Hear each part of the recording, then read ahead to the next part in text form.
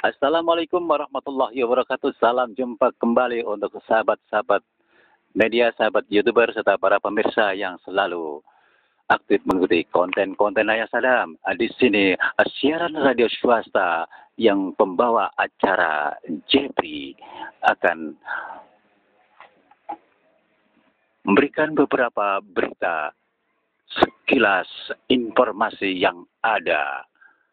Saudara, semoga kita tetap dalam lindungan Allah Subhanahu wa Ta'ala.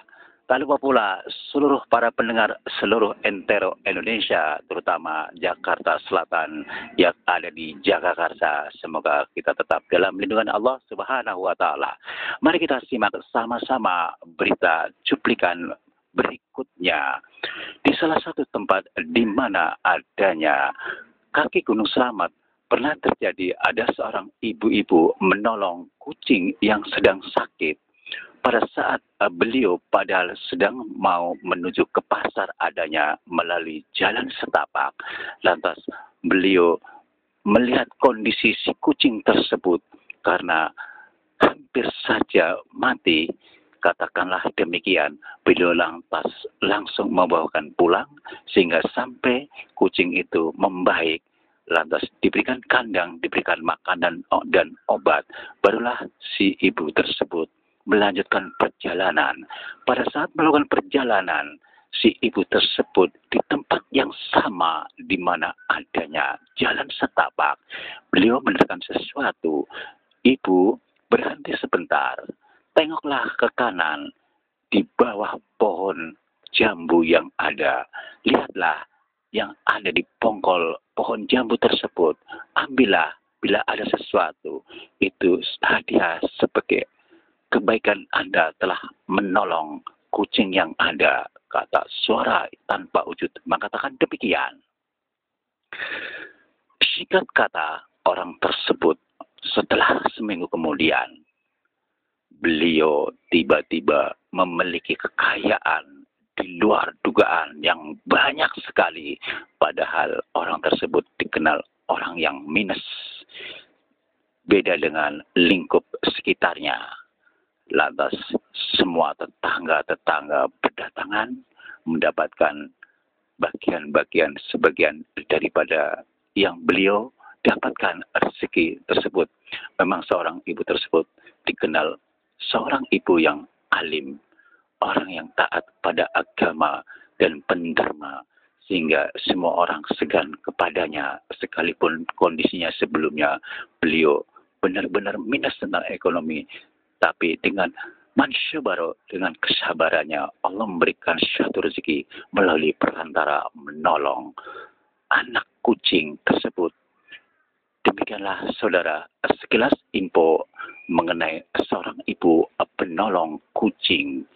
Mari kita tengok ke belakang kembali bahwasanya belum lama ini ada seorang kakek-kakek yang ada di mana di tengah-tengah pasar, di pinggir kota yang ada, yang kebiasaan beliau menjual daun pisang yang ada bolak-balik dengan pikulnya. Padahal kalau kita lihat, kita tidak tega melihatnya karena sudah sepuh dan jalannya pun tidak stabil. Tapi jangan salah, banyak orang merasa kagum dibuatnya. Sekalipun dalam kondisi bodinya seperti itu, namun beliau mampu mengangkat, memikul adanya daun pisang yang dijual hampir setiap hari. Setiap pagi beliau berjalan dari rumah ke pasar hingga sampai berhari-hari beliau tetap jalan terus. Tiba-tiba pada saat hari-hari berikutnya beliau kedapatan sesuatu yang ada di dalam rumahnya, rumah gubuk tersebut. Beliau merasa terkejut dibuatnya dengan adanya pikulan yang ada di dekat almari yang beliau miliki. Beliau merasa kaget. Apakah ini? Ini pikulan yang biasa saya pakai, tapi ada pikulan yang lain. Pikulan apakah ini? Lantas disitulah tiba-tiba ada suara tanpa wujud. Bapak, pakailah pikulan tersebut. akan membantu Anda, akan meringankan beban tenaga Anda. Tiba-tiba si bapak itu merasa penasaran, lantas kebetulan beliau sudah mendapatkan daun, ya cukup untuk dipikulnya, dicobalah. Disitulah si bapak itu merasa kaget terkejut dibuatnya dengan mengangkat memikul daun segitu banyak yang biasanya terasa berat. Dia tidak merasakan membawa daun segitu banyak, merasa ringan seperti membawa kapas. Disitulah lantas pada saat beliau semenjak memiliki pikulan tersebut dalam perjalanan sebelum nyampe ke pasar sudah dicegal oleh pembelinya, lantas langsung diborong hingga sampai berhari-hari semenjak dia memiliki pikulan tersebut. Beliau banyak pembelinya tanpa harus menunggu dan nongkrong di pasar. Bahkan sebelum nyampe ke pasar, banyak pembeli yang sudah menanti di jalanan. Hingga sampai beliau pulang, ternyata begitu beliau membuka almari, dia merasa dikejutkan. Dalam lemari, duit bertumpuk banyak sekali. Sehingga beliau bergumam, ini uang siapa ya? Apakah gara-gara pikulan ini apa ya? Saya merasakan jual daun belum nyampe ke pasar aja sudah ada yang nunggu di jalanan. Begitu cepat saya menjual daun jadi saya merasa ringan. Baik ringan dalam penjualan cepat laku, termasuk saya membawa barang daun juga saya tidak merasakan memikul, merasa ringan sekali. Tiba-tiba di dalam lemari duit banyak bertumpuk. Apakah karena perantara ini Allah memberikan rezeki ya?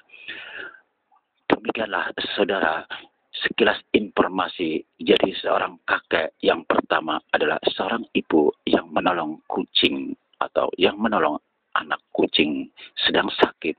Mari kita tengok ke belakang kembali mengenai salah satu pemuda usia 15 tahun dapat menjegal kelompok-kelompok preman yang selalu mengganggu di pasar, yang selalu mencari masalah, terutama pada orang-orang pasar, diperas, dimintain uang. Apabila mereka tidak memberi, tidak segan-segan, seluruh dagangannya dilempar, ditendang. Disitulah tiba-tiba si anak muda itu kebetulan sedang berbelanja ke pasar. Dia menyaksikan dari mata dia sendiri. Tiba-tiba pada saat rombongan-rombongan preman yang selalu memalak hadir di situ.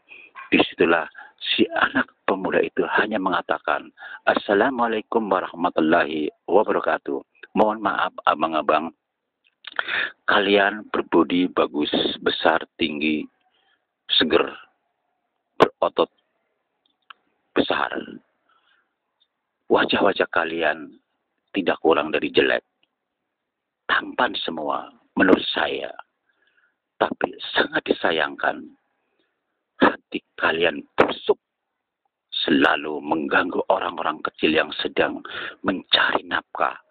Tiba-tiba yang tubuh besar tinggi menghadap, "Hai, siapa kamu anak muda? Kamu anak masih bau kencur. Berani juga kamu punya nyali di sini ya. Kamu tidak tahu kami di sini. Di sini adalah penguasa. Semua pasar yang ada, kami penguasanya."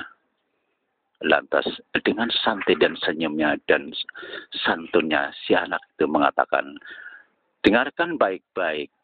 Apakah Anda pemimpinnya yang ada di sini sebagai preman pemalak?" Lantas si preman itu mengatakan, "Betul. Kenapa? Kau yang akan melarang saya, termasuk anak buah saya, untuk mencari uang di sini." Lantas si anak muda lebih tegas lagi. "Sekarang begini abang-abang. Coba ngaca, berpikir secara jernih. Apakah selama ini kalian yang dilakukan kepada orang-orang penjual di sini itu sudah benar atau salah? Mestinya kalian tahu, introspeksi diri, malu pada ibu-ibu yang dagang di sini. Pantasnya kalian tuh pakai rok. Masih kalah dengan ibu-ibu yang berjuang mati-matian demi nafkah untuk keluarganya. Tapi mereka belum apa-apa baru mau dagang sudah dipalak oleh kalian. Memalukan. Tiba-tiba si jawaranya dia mau memukul, si anak muda itu hanya menggerakkan kepala. Si bosnya preman itu terpelanting ke belakang sampai dorong anak buahnya ke belakang. Semuanya terjatuh sehingga orang pasar kagum dibuatnya. Masing-masing berbisik-bisik. Wah, siapa ya itu anak muda ya? Masih muda banget. Orangnya ganteng. Perilakunya sopan santun.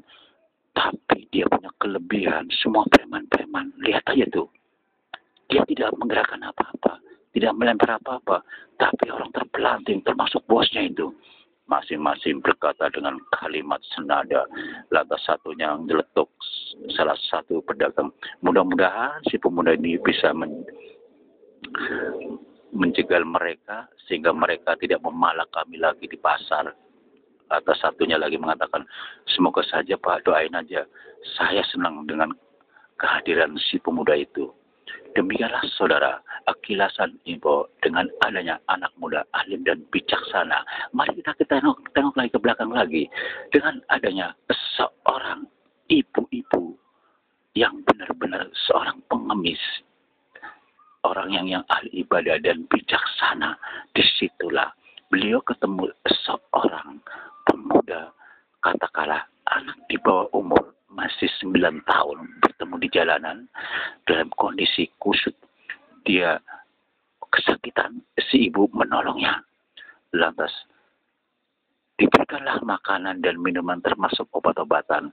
Lantas dia dirayu suruh pulang untuk mengikuti si ibu itu. Lantas si anak tersebut mengatakan, ibu saya tidak enggak apa-apa, saya sudah ditolong ibu, alhamdulillah. Saya tidak mau merepotkan bu.